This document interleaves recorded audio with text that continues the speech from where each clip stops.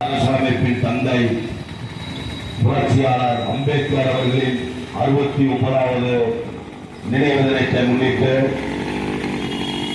காலை 11 மணி அளவில் கரும்பட்டை அணிவித்து சாதி ஒழிப்பு போராளிகளுக்கு வீரவணக்க அஞ்சலி செலுத்தும் நிகழ்வு நிறைவேற்றப்பட்டது. இந்த நிகழ்வில் கலந்து கொண்ட அத்துணை பொறுப்பாளர்களுக்கும் இளம் சிறுத்தைகளுக்கும் மாணவர்களுக்கும் விடுதலை சிறுத்தைகள் கட்சியின் சார்பாக நெஞ்சார்ந்த நன்றியை தெரிவித்துக் கொள்கிறோம். புரட்சியாளர் அம்பேத்கர் என்பவர் ஒரு குறிப்பிட்ட சமூகத்துக்கான தலைவர் அல்ல. ஒட்டுமொத்த இந்தியாவில் வாழக்கூடிய அத்துணை மாணவர்களுக்கும் எழுத்துரிமை, பேச்சுரிமை, கருத்துரிமையை பெற்றுத் தந்தவர். அது மட்டுமல்லாமல் ஓபிசி மக்களுக்கு, பெண்களுக்கு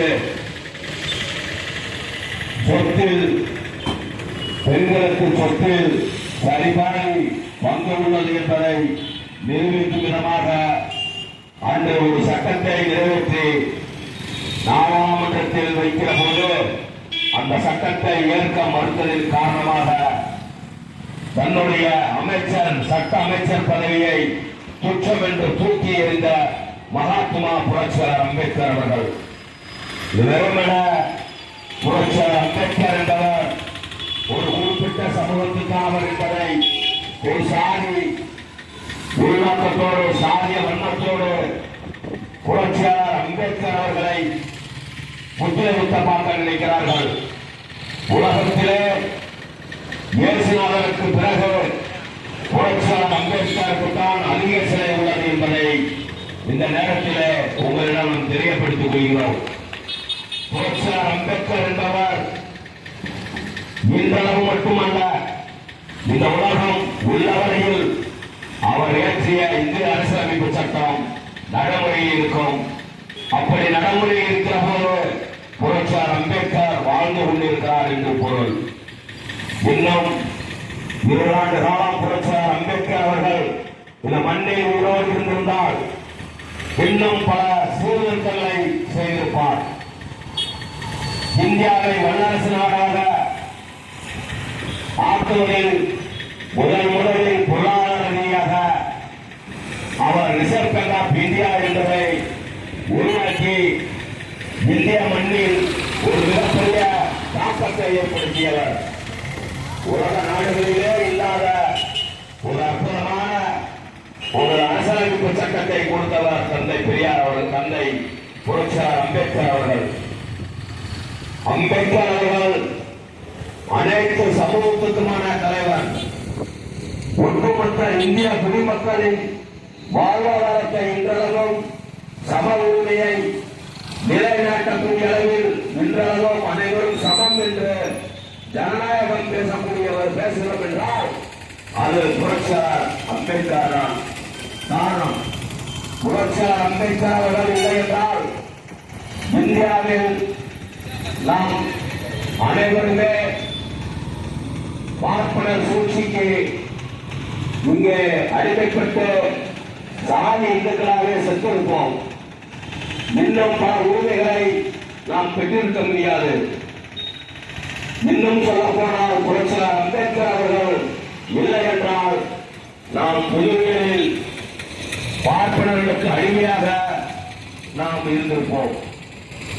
சாதி இந்துக்கள், சாதி வெறியர்கள் இங்கே தலைநீட்டு நின்றிருப்பார்கள். ஒருவன் உயர்ந்தவன், ஒருவன் தாழ்ந்தவன் என்ற கோட்பாட்டை இந்த மண்ணிலே நிரூபித்திருப்பார்கள். மனு தர்ம சட்டத்தை நடைமுறைப்படுத்தியிருப்பார்கள். புரட்சியாளர் அம்பேத்கர் இல்லை என்றால் இந்த நாடே சீர்கெட்டு போயிருந்திருக்கும். மக்கள் அனைவரும் சம உரிமையோடு, சமத்துவத்தோடு கல்வி உரிமை பெற்றிருக்க முடியாது. பார்ப்பனர்களுக்கு மட்டுமே கல்வி உரிமை என்ற ஒரு நிலையை உருவாக்க பார்ப்பனர்கள் சூழ்ச்சியை உடைத்திருந்தவர். குடும்பிகளை எட்டு உழைத்தவர். சாதிதான் சமூகம் என்றால் வீசும் காட்டில் விஷம் பரவட்டும் என்று சொன்னவர். உலக நாடே இன்று புரட்சியாளர் அம்பேத்கர் அவர்களை வணங்குகிறது. ஐநா சபையில புரட்சியாளர் அம்பேத்கர் பிறந்தநாளை சமத்துவ நாளாக கொண்டாடப்பட்டு வருகிறது, அனுசரிக்கப்பட்டு வருகிறது.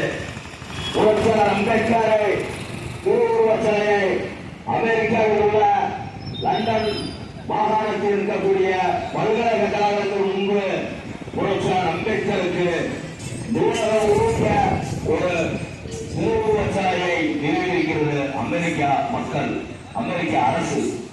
அது மட்டுமல்ல, ஒட்டுமொத்த உலக நாடுகளிலே புரட்சியாளர் அம்பேத்கரின் திருவுருவச் சிலை இல்லாத நாடே கிடையாது.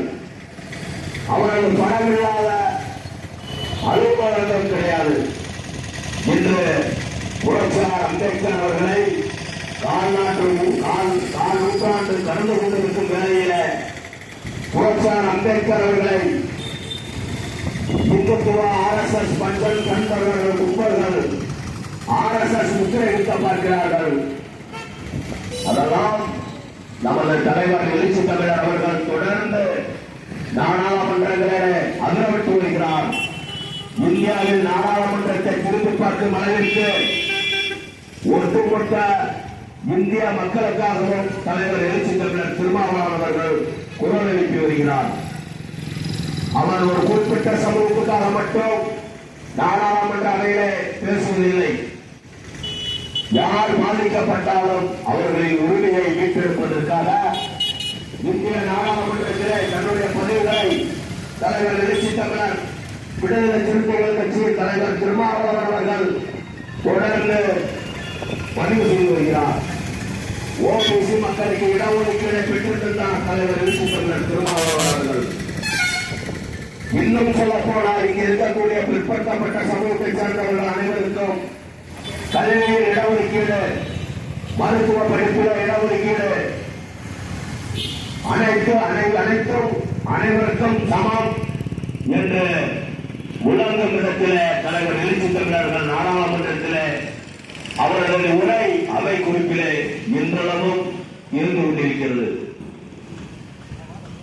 எப்படி புரட்சியாளர் அம்பேத்கர் அவர்களை சாதி முத்திரையோடு பார்க்கிறார்களோ இந்த சமூகம், அதே போலதான் எழுச்சி தமிழர் தலைவர் திருமாவளவன் அவர்களையும் ஒரு சாதிய கண்ணோட்டத்தோடு இந்த ஏழை எளிய மக்கள் ஒரு சாதிய உருவக்கத்தோடு பார்க்க வேண்டிய சூழலையும் இங்கே நாம் பார்க்க முடிகிறது.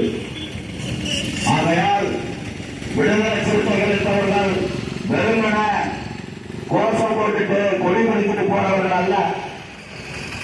எந்த சமூகத்தை சார்ந்தவர்கள் பாதிக்கப்பட்டாலும், எந்த மதத்தை சார்ந்தவர்கள் பாதிக்கப்பட்டாலும் முதல் குரலாக தலைவர் எழுச்சி தமிழரின் குரல் இருக்கும், விடுதலை சிறுத்தைகளின் குரல் இருக்கும் என்பதை உங்கள் அனைவருக்கும் நன்றாக தெரியும்.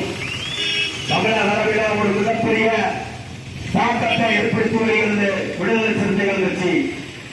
தலைவர் எழுச்சி தமிழரின் அன்றாட குறிப்புகள், அன்றாட பேட்டிகள், அன்றாட செய்திகள் அனைத்தையும் தமிழக மக்கள் வீட்டில் இருந்தும் கைபேசி வழியாகவும் கண்டுகாணித்து வருகிறார்கள். இந்திய அரசியலே தலைவர் எழுச்சி தமிழரை போன்ற ஒரு ஆட்சி மிகு தலைவர்கள் இதுவரையில் உருவாகவில்லை. புரட்சியாளர் அம்பேத்கருக்கு பிறகு, தந்தை பெரியாருக்கு பிறகு தலைவர் எழுச்சி தமிழர் திருமாவளவன் அவர்கள் தான் அனைத்து சமூக மக்களுக்காகவும் அனைத்து மத மக்களுக்காகவும் போராடி வருகிறார் என்பதை இந்த நாடே அறியும். அப்படிப்பட்ட ஒரு மகத்தான தலைவர், நம்ம எல்லாம் தலைவர் அமைத்த புரட்சியாளர் அம்பேத்கர் அவர்களுக்கு எமது செம்மார்ந்த வீர வணக்கத்தையும் தெரிவித்துக் கொண்டு வாய்ப்பளித்த மிக நன்றி விடைபெறுகிறேன். நன்றி, வணக்கம்.